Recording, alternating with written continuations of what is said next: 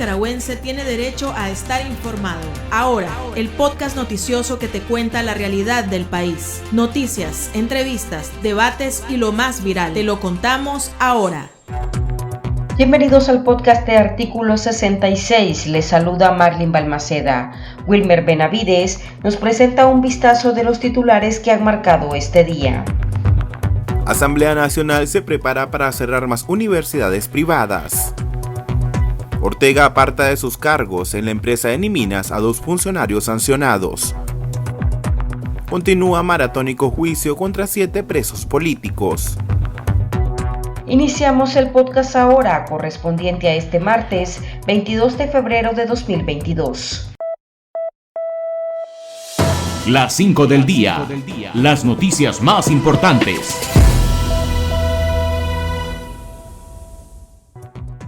La cacería de Daniel Ortega y Rosario Murillo contra las universidades privadas no ha terminado. Las nuevas instituciones de estudio superior que serán ilegalizadas son la Universidad Tecnológica de Nicaragua, UTN, y la Universidad Santo Tomás de Oriente y Mediodía, USTOM, de Granada.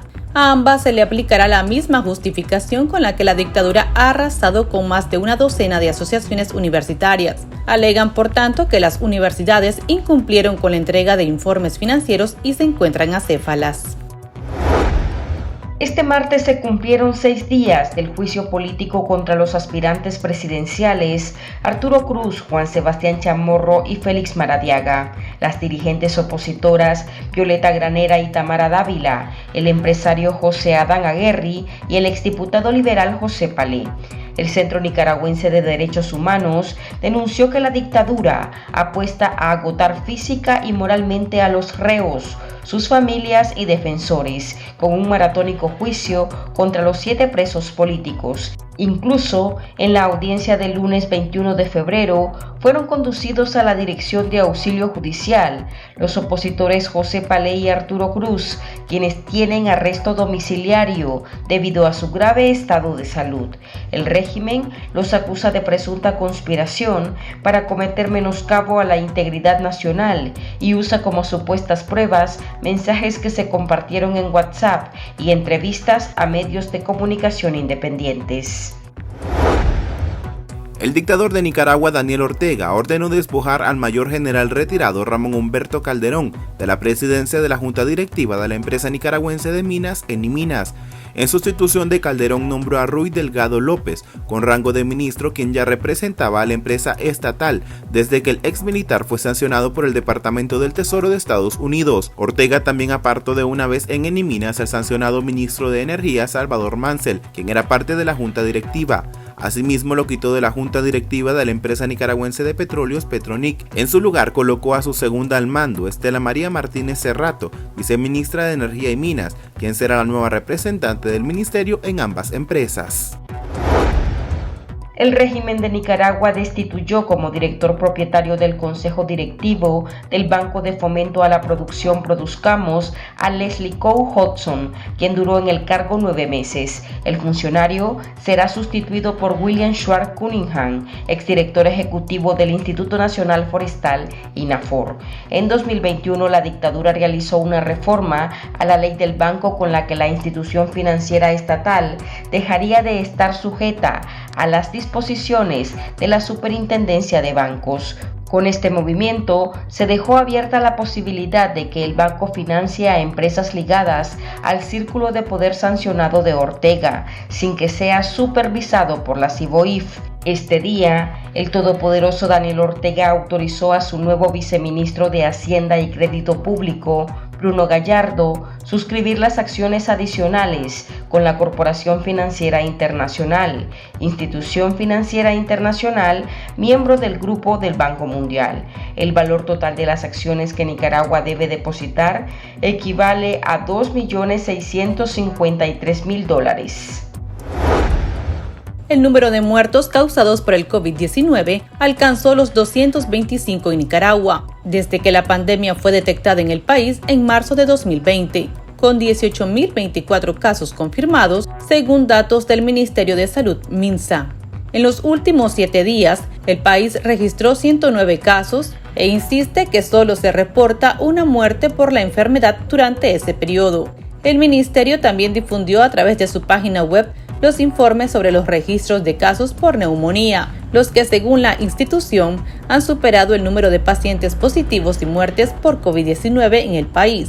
Durante los primeros 15 días del año, el MINSA confirmó que se reportaron 1.323 casos de neumonía, pero según la entidad sanitaria, esto representa un 34% menos que en el mismo periodo de 2021.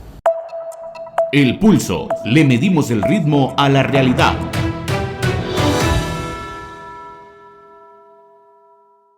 Las sanciones internacionales continúan obligando a Daniel Ortega a remover a sus fichas confiables en las diferentes instituciones o empresas estatales. Este día, Ortega apartó de sus cargos en Eniminas a 2 funcionarios sancionados tras la farsa electoral. Eniminas es considerada un puente para la triangulación del oro desde Venezuela y una empresa que contribuye a oxigenar a la dictadura. Conversamos sobre el tema con un experto bajo la condición de anonimato. Esta no es la primera vez que va a hacer ese tipo de cambio. Acordate que el Ejército, el Ministerio de Hacienda, el COR, por mencionarte algunos, pues posiblemente los más grandes, es lo mismo está pasando. Por ejemplo, el ministro de Hacienda teóricamente sigue siendo Iván Acosta, pero hay un ciudadano que está ahí al lado que es el que está autorizado para firmar.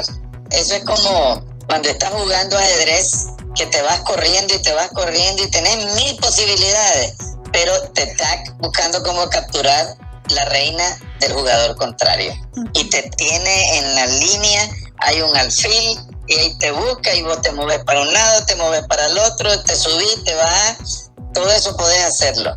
Y han utilizado esos instrumentos, darle poder a otra persona, pero esa persona tiene el poder formal, pero está bajo la supervisión del ministro o del director o el gerente o lo que sea. Pues.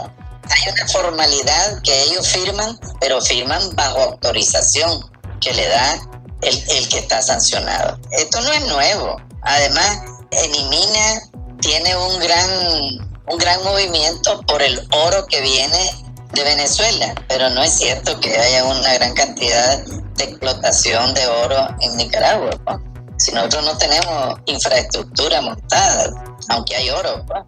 No estoy diciendo que no hay. Sin embargo, el oro pues se convirtió en el principal producto de exportación. Compite con el café, con el azúcar, con todo, pero es una transacción, ¿cómo llamarle? Inverosímil, pues.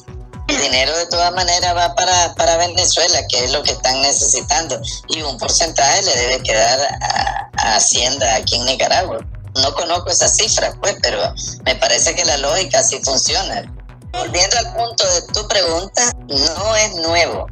El procedimiento es viejo, desde que las sanciones han tenido una práctica fuerte políticamente hablando. ¿Y esa estrategia le resulta a Ortega? O sea, ¿es efectiva? Momentáneamente. Por ejemplo, mira, la señorita Camila Ortega tiene cuentas de banco, puede firmar, tiene tarjeta, etcétera. Pero de pronto la sancionaron y ya ella no puede hacer todo lo que hacía antes. Entonces hay que buscar a otra niña que esté al lado de ella, o un niño, ¿verdad? Que esté al lado de ella y saque la plata, meta la plata, mueva la plata, haga inversiones, pague las cosas, etcétera. Pero no puede firmar ya. Aquí no tenemos un gobierno que tenga procedimientos y leyes. Tenemos un comportamiento de poder, porque esto es una dictadura, esto es de poder. Si dice el dictador que esto hay que hacer, eso hay que hacer.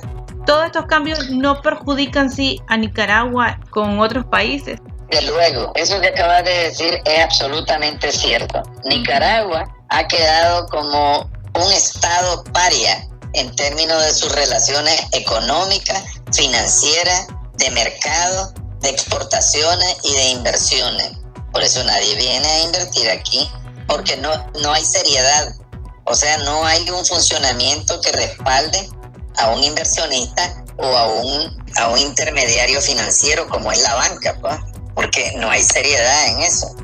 Fíjate que, por ejemplo, el presidente de la Asamblea Nacional, que teóricamente son los que aprueban las leyes para que el Ejecutivo funcione, el Legislativo aprueba las leyes que le sirven al Ejecutivo para proceder, para funcionar. Y ese presidente está sancionado. Continuamos la entrevista después de escuchar la opinión de nuestros lectores, a quienes se les consultó qué opinan sobre estos movimientos de Ortega para intentar capear las sanciones internacionales y si consideran que las sanciones son efectivas contra la dictadura. El chat. Abrimos los micrófonos a nuestros oyentes. Las sanciones económicamente a la familia Ortega ya no le hacen nada. Ellos tienen acumulado un gran capital que los tienen bien resguardados, lo que están afectando al pueblo. Y Ortega le vale un pepino seguir cabalgando sobre un pueblo que esté en agonía, que económicamente no levanta cabeza, a él no le importa, lo que quiere es la silla presidencial, su capital está a resguardo. Entonces a Ortega directamente no le hacen nada, es al gobierno en sí, pero a él no le importa nada seguir sobre un gobierno que esté muriendo y agonizando igual que el pueblo. De nada le sirve que quite a 2 y deje a la mayoría, porque ahí está sancionado el jefe del ejército, está sancionado el presidente de la Asamblea, el dormilón Gustavo Porras, y Francisco Díaz, Ramón Avellán, jefe de policía. Ahí hay un montón de sancionados y a ninguno de esos ha quitado. Tiene que quitarlos a todititos y poner gente nueva. Tal vez de la gente nueva que él ponga, tal vez hagan algo por Nicaragua, cosa que no lo creo. Pero este asesino, no solo con sanciones se va a quitar. Este asesino hay que llamar a la comunidad internacional a que aplique más sanciones y que tomen acciones concretas para el pueblo de Nicaragua.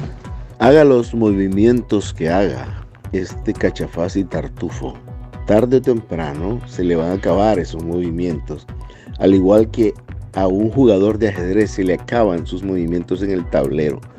Tarde o temprano va a llegar a un callejón sin salida y es prácticamente predecible lo que va a suceder. A ver lo que le hagan los funcionarios, a él no le importa, porque él sabe que el archimillonario que cualquier gobierno, que capaz que el gobierno de Costa Rica es más archimillonario, porque a todas las organizaciones que él cierra las está confiscando y es un robo.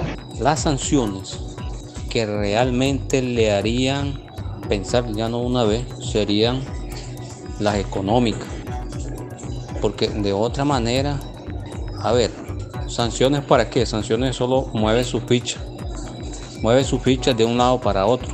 Por eso es que mi opinión es, solamente sirven para amargarle la vida, pero no dejan de generarle lo que a él le interesa, recursos para mantener la represión. Es decir, ahorita mueve a esos 2 funcionarios de Mina y los va a meter a otro lado. De alguna manera dejan testaferros con otra cara, con otra careta, y siguen generando. En cambio, si verdaderamente las sanciones apuntaran a cortarle las fuentes económicas reales, Ortega la pensaría 1 y 1000 veces. ¿Las sanciones sí están siendo efectivas? Pues claro, lo que pasa es que, digamos, el criterio popular es que creen que con las sanciones Ortega va a salir amarrado de los brazos corriendo para algún lado. No es así definitivamente, pero las sanciones golpean el funcionamiento del Estado, golpean el funcionamiento del gobierno, golpean el funcionamiento de varias instituciones que son, digamos, instituciones autónomas. Ahí tenés Telcor, pues. Ese es un ejemplo excelente. Telcor es una institución que tiene autonomía y le responde únicamente al presidente. Entrega cuentas solamente a la presidencia. Sin embargo, está sancionado la persona que dirige, que creo que es la hija del jefe de la policía, otro sancionado. Efectivamente, las sanciones golpean, pero golpean la estructura de Estado, la estructura formal. Aunque el grupo sandinista evite, pues, se vaya para un lado, o ocupe a otro, llame aquí, llame allá. Todos esos son mecanismos de defensa. Términos funcionales no hay nada serio. Que lo van debilitando prácticamente todos estos cambios. Ese es, digamos, el resultado de largo plazo, un debilitamiento total. Por ejemplo, la vicepresidencia de la República está sancionada. Muchas gracias. Para estar al tanto del acontecer nacional y conocer las voces calificadas sobre la realidad nacional, ahora el podcast informativo sobre Nicaragua.